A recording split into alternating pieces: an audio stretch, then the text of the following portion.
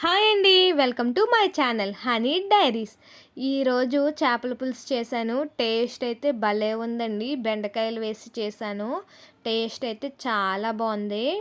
ఈసారి నాకు చేపల పులుసు భలే కుదిరిందండి. కలర్ కానీ గ్రేవీ అయితే చిక్కగా భలే వచ్చింది. చేపల పులుసు ఎలా చేశానో చూసేయండి. మిక్సీ జార్లోకి ధనియాలు, అలాగే జీలకర్ర, కొద్దిగా మెంతులు వేసుకున్నాను. మెంతులు వేసి వీటిని ఫస్ట్ పొడి చేసేసుకున్నానండి. ఇలా పొడి చేసుకున్న తర్వాత వెల్లుల్లిపాయ రెబ్బలు కూడా వేసుకుండి వీటిని కూడా మెత్తగా పొడి చేసేసుకున్నాను. అంతే, మనకి చేపల పులుసులోకి మసాలా పొడి అయితే రెడీ అయిపోయింది కదా. దీన్ని ఇప్పుడు మనం ఒక గిన్నెలోకి తీసుకుండి రెడీగా ఉంచుకుందాం. ఆ తర్వాత సేమ్ అదే మిక్సీ జార్లో ఒక 2 మీడియం సైజు ఆనియన్స్ వేసుకోండి. అలాగే ఉప్పు కూడా వేసుకుండి పేస్ట్ చేసుకోవాలండి.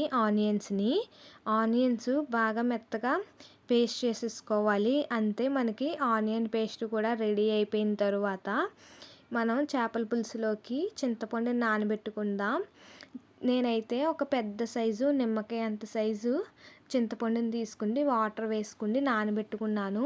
దీన్ని మనం కొంచెంసేపు అలా పక్కన పెట్టేసి మనం ఇప్పుడు కూర ప్రాసెస్లోకి వెళ్దాం. ఈలోగా మనకి చింతపండు ఉంటుంది కదా, మనం ఇప్పుడు కూర అంతా ప్రిపేర్ చేసేసుకుందాం.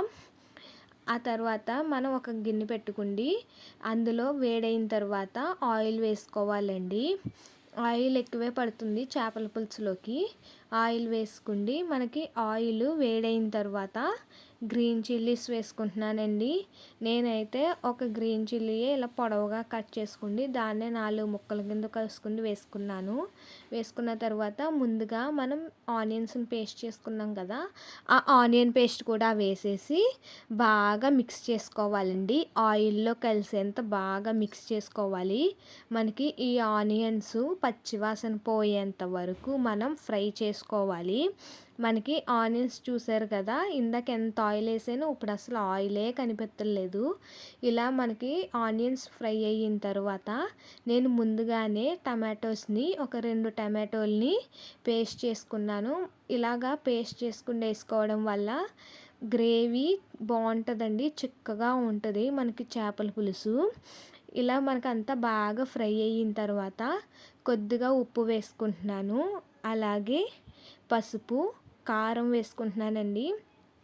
చేపల పులుసులోకి కారం ఎక్కువే పడుతుంది కదా, నేనైతే ఒక 3 స్పూన్లు కారం వేసుకున్నాను.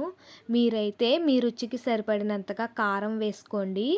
మనకి చేపల పులుసులోకి ఉప్పు, కారం, పులుపు అన్నీ ఎక్కువే పడతాయి కదా, మిగిలిన కూరలతో కంపేర్ చేస్తే చేపల పులుసులోకి అన్నీ ఎక్కువే పడుతుంది. అంతా వేసి బాగా మిక్స్ చేసుకున్నానండి. బాగా కలుపుకున్న తరువాత మనం ముందుగా మసాలా పొడి రెడీ చేసుకున్నాం కదా, ఆ మసాలా పొడిని సగమే వేసుకుంటున్నాను. సగం తర్వాత వేసుకుంటానండి లాస్ట్లో దింపేటప్పుడు. అప్పుడు మనకి ఆ ఫ్లేవర్ చాలా బాగుంటుంది. ఇలా ఇప్పుడు నేను సగం మసాలా పొడి వేసుకుండి అంతా బాగా మిక్స్ చేసుకుంటున్నానండి. ఈ మసాలా అంతా మనకి బాగా ఫ్రై అవ్వాలి. ఇది ఇలా ఏగుతున్నప్పుడు ఇల్లంతా భలే స్మెల్ వచ్చిందండి, చాలా బాగుంది. ఎప్పుడెప్పుడు కూర అయిపోతుందా తినేద్దాం అన్నట్టుగా ఉంది. ఆ తర్వాత బాగా ఫ్రై అయిన తర్వాత మనం చింతపండు రసం వేసుకుంటున్నానండి. ఇలా చింతపండుని బాగా పిసికి అందులో కొద్దిగా వాటర్ వేసుకోండి చింతపండు పులుసు వేసుకుంటున్నాను. మీరు మీ గ్రేవీ చిక్కదనాన్ని బట్టి పులుసు వేసుకోండి. ఇలాగంతా చింతపండు రసం అంతా వేసుకోండి. నాకైతే ఇక్కడ కొంచెం చిక్కగా ఉంది, అందుకని నేను మళ్ళీ చింతపండులో వాటర్ వేసుకోండి బాగా కలిపి వేసుకుంటున్నానండి. చూసారు కదా, ఇలాగా నాకు అవ్విన తర్వాత దీన్ని మూత పెట్టి మరిగించుకోవాలి.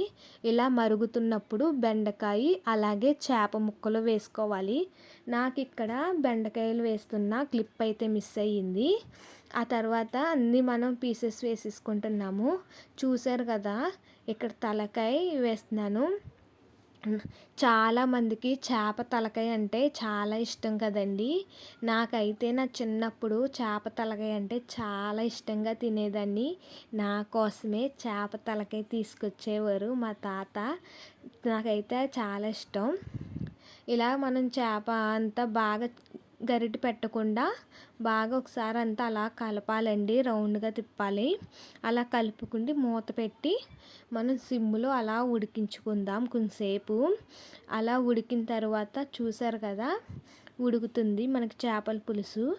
చేపల పులుసు మరుగుతుంటే స్మెల్ అయితే చాలా బాగుందండి. మనం ముందుగా కొద్దిగా పక్కన పెట్టుకున్నాం కదా మసాలా పొడి, ఆ మసాలా పొడి కూడా వేసుకోండి, కొత్తిమీర కూడా వేసుకోండి. మనకి చేపల పులుసులోకి ఖచ్చితంగా కొత్తిమీర ఉండాలి కదా, అప్పుడే మనకి ఆ టేస్ట్ ఫ్లేవరు బాగా అనిపిస్తుంది. అంతే, ఇలా బాగా ఉడికిన తర్వాత అండి ఒక్కసారి తిప్పుకోవాలి. బాగా తిప్పుకుండి మూత పెట్టుకుండి ఉడికించుకున్నాను. ఆ తర్వాత మనకి చేపల పులుసు అయితే రెడీ అయిపోయింది కదా. చేపల పులుసు వండిన రోజు కన్నా మరుసటి రోజే టేస్ట్ బాగుంటుంది అంటారు కదా. ఇంకో చూడండి, ఇక్కడ నేను చేప ముక్క తీద్దాం అనుకుంటే నాకు బెండకాయ ముక్క వచ్చింది. ఇలాగా వేసుకోండి. లాస్ట్లో ఏదో గార్నిష్ కోసం కొత్తిమీర వేసుకుంటున్నాను. అంతే, చేపల పులుసు అయితే రెడీ అయిపోయిందండి.